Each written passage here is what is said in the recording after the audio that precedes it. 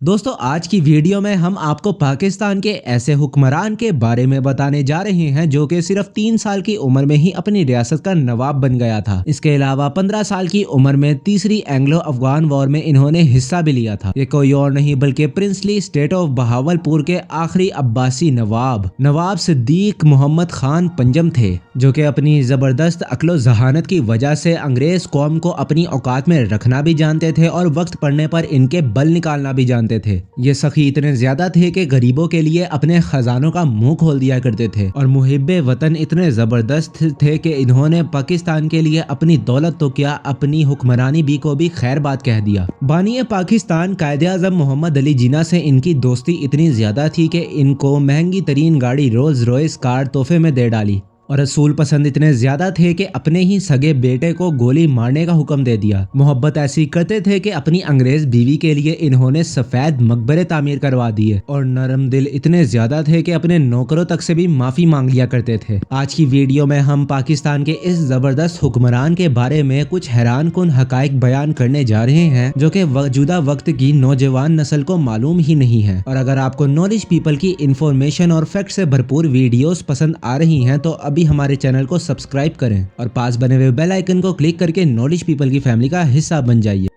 Fact number 1 दोस्तों, नवाब of Bahawalpur का असली और पूरा नाम जनरल नवाब सादिक मोहम्मद खान अब्बास है और ये 29 सितंबर 1904 को रियासत बहावलपुर के एक मशहूर और तारीखी मकाम डरावर में पैदा हुए थे। जब ये सिर्फ 3 साल के थे तो इनके वालिद साहब इंतहाई मुख्तसर से अरसे में एक गैर मामूली बीमारी की वजह से इंतकाल कर गए थे और ये अपने वालिद की इकलौती औलाद होने की वजह से हिंदुस्तान की दूसरी सबसे बड़ी रियासत बहावलपुर के नवाब बन गए और इस मुस्लिम रियासत का कुल रकबा 45,211 स्क्वायर किलोमीटर था। लेकिन इनके बड़े होने तक मुकामी कौंसिल के सदर सर रहीम बख्श ने 1924 तक इनके नाम पर रियासत की अमूर चलाई। नवाब ऑफ बहावलपुर ने अपनी इब्तदाई तालीम एचिसन कॉलेज लाहौर से हासिल की और ये ब्रिटिश इंडियन आर्मी में एक ऑफिसर के तौर पर भी एक अपनी खिदमात सरंजाम दे रहे थे। इसके अलावा आपको ये भी बताते चलें कि नवाब साहब ने सिर्फ 15 साल की उम्र में 1919 में होने वाली तीसरी एंग्लो अफगान वॉर में हिस्सा भी लिया। इसके अलावा जंग अजीम दोम यानी कि दूसरी जंग अजीम में ये लेफ्टिनेंट कर्नल के तौर पर तमाम फौजियों की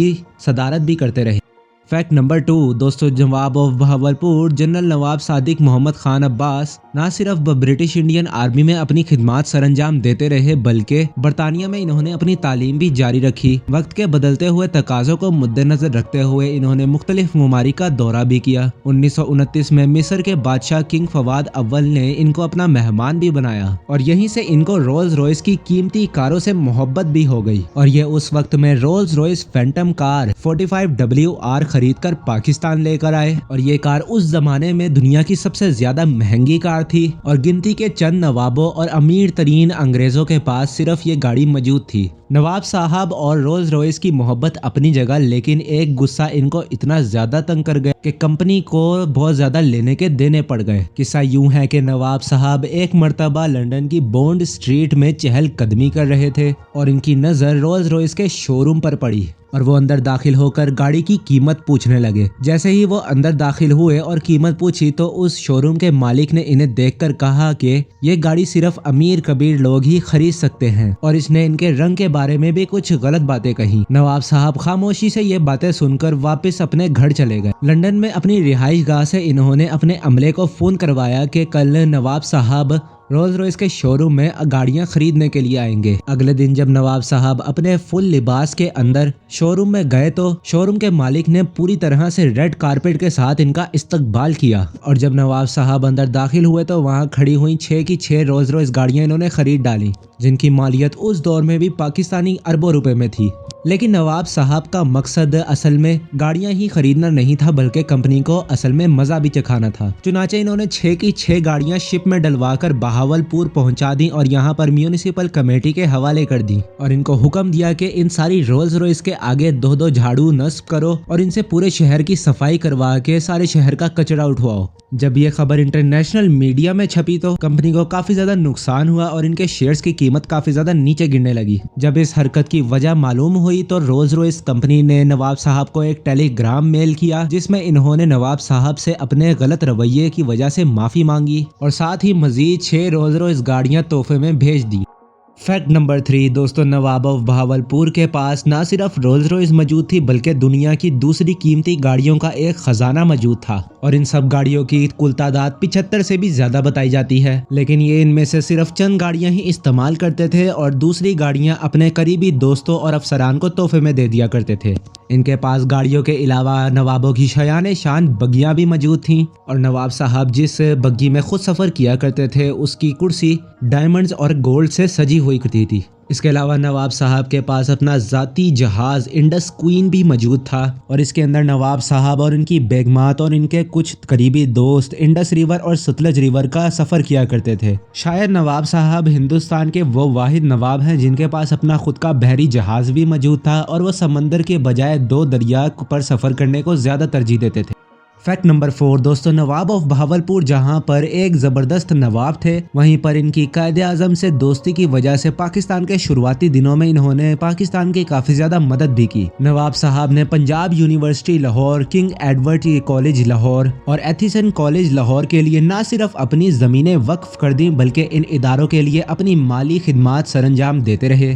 और इन्होंने अपनी इल्म दोस्ती का सबूत भी दिया। 1951 में इन्होंने अपनी बहावलपुर में मौजूद ज़मीन सादिक पब्लिक स्कूल के लिए वक्फ कर दी और 1955 में इसकी तामीर मुकम्मल होने के बाद ये एशिया का सबसे बड़ा पब्लिक स्कूल था। इनकी सखाफत का अंदाज़ा इस बात से लगाया जा सकता है कि जब कायदे आज़म की हलफ बर्दारी की तकरीब थी तो इन्होंने कायदे आज़म को रोल्स रॉयस गाड़ी गिफ्ट की और तकरीब में शिरकत करने के लिए इस गाड़ी के अंदर कायदे आज़म समेत मोहतरमा फातिमा जिना और हिंदुस्तान और पाकिस्तान के आखिरी वॉइस रॉय लॉर्ड माउंटबेटन ने बैठकर इस तकरीब में शिरकत की थी। इनकी दोस्ती यहाँ तक ख़त्म नहीं होती बल्कि इन्होंने कायदे आज़म की मोहब्बत में इनको शम्स पैलेस भी तोहफे में दिए। इसके अलावा कमर पैलेस भी तोहफे में दिया जो कि कराची में मौजूद हैं। लेकिन इनकी नवाबी की असल मिसाल 1947 में पाकिस्तान के वजूद में आने के बाद मिली जो कि किसी और नवाब की तारीख में मौजूद ही नहीं थी। वाकया कुछ यूं है कि जब पाकिस्तान नया बना तो पाकिस्तान को चलाने के लिए और सरकारी अफसरान की जेबें भरने के लिए मुल्क के अंदर पैसे मौजूद ही नहीं थे। कायदे आज़म ने नवाब ऑफ बहावलपुर से मदद मांगी तो इन्होंने बहावलपुर के खजाने कायदे आज़म के लिए खोल दिए और 70 मिलियन रुपए जो कि 7 करोड़ पाकिस्तानी रुपए बन जाते हैं वो कायदे आज़म को दे दिए। पूरे 1 साल तक सरकारी अफसरान की जेबें भरने में काफ़ी ज़्यादा आसानी होती रही और मुल्क चलाने में भी। फैक्ट नंबर 5 दोस्तों, जब पाकिस्तान 1947 में आज़ाद हुआ तो प्रिंसली स्टेट ऑफ बहावलपुर वो वाहिद रियासत थी जिसने सबसे पहले पाकिस्तान के साथ अपना इल्हाक किया और इसमें सबसे ज़्यादा अहम किरदार नवाब सादिक मोहम्मद खान अब्बासी का था जिन्होंने भारतीय वजीर आज़म नेहरू की लालच को ठुकराकर पाकिस्तान के साथ शामिल होने का फैसला किया। इसकी एक बहुत बड़ी वजह इनकी नवाब साहब की कायदे आज़म के साथ गहरी दोस्ती भी थी जो कि पाकिस्तान बनने से सालों पहले चलती आ रही थी। 5 अक्टूबर 1947 को बहावलपुर की रियासत ने बाकायदा से पाकिस्तान के इल्हाक करने का फैसला किया और नवाब साहब रियासत के पहले अमीर भी बने जो कि 1955 तक रहे। जब पाकिस्तानी करेंसी की गारंटी मांगी गई तो रियासत बहावलपुर वो वाहिद रियासत थी जिसने इस करेंसी की गारंटी दी जिस वजह से एक पाकिस्तानी रुपया $1 के बराबर था। नवाब साहब ने अपने दिलो जान से मुल्क की पूरी खिदमत की और एक दफ़ा जब शाह ऑफ ईरान मुल्क के दौरे पर आए तो इनकी खातिर तवाज़ा करने के लिए कुछ खास बर्तन मौजूद नहीं थे तो नवाब साहब ने अपने सोने और चांदी से बने हुई क्रॉकरी इनकी मेहमान नवाजी के लिए भेज दी। फैक्ट नंबर 6 दोस्तों, नवाब साहब ने जहां मुकामी औरतों से शादियां की वहीं 2 अंग्रेज औरतों से भी शादियां की, ओलिवाइन, जमैला और विक्टोरिया। नवाब साहब की बरतानवी बेगम विक्टोरिया ने इस्लाम कबूल कर लिया था और इनका नाम गुलाम फातिमा रख दिया गया था और इनको नवाब साहब से इतनी ज़्यादा मोहब्बत थी कि मरने से पहले इन्होंने नसीहत की थी कि मरने के बाद इनकी कब्र नवाब साहब के कदमों में बनाई जाए। इस्लाम कबूल करने की वजह से इनकी इस बीवी की ख्वाहिश को तो पूरा कर दिया गया लेकिन इनकी दूसरी बीवी को मकबरे से बाहर दूसरे कब्रिस्तान में दफन किया गया जहां पर सफ़ेद संगे मरमर लगाया गया जो कि फ्रांस से मंगवाया गया था ताकि निशानी रहे कि ये गैर मुल्की खातून का मकबरा है।